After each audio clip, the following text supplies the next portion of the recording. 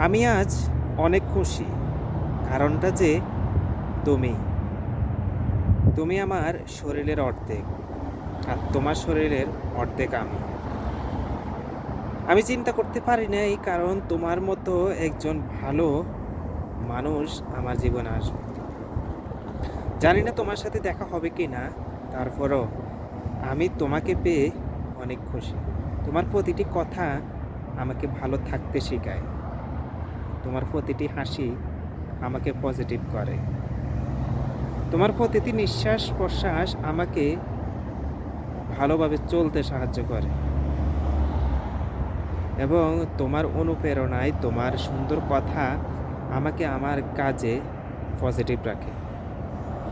তোমার মতো মানুষ হয়তো আমি আর কখনো পাবো কিনা জানি না, কিন্তু তোমাকে আমি কখনো ছাড়তে পারবো না।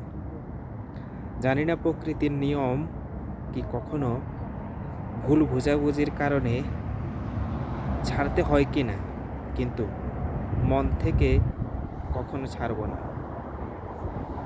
মনের এক কোণায় আমি তোমাকে পাখির মতো পুষতেছি। একটা বাসা বানিয়েছি।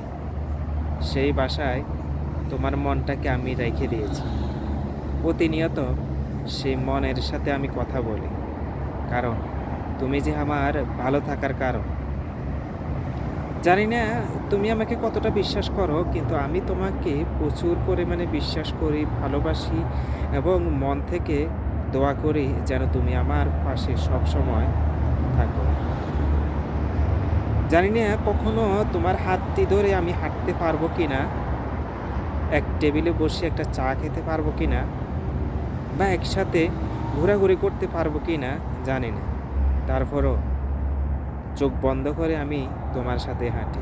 চোখ বন্ধ করেই আমি তোমার সাথে চা খাই। এই যে আমার প্রিয়তমা বেস্ট ফ্রেন্ড।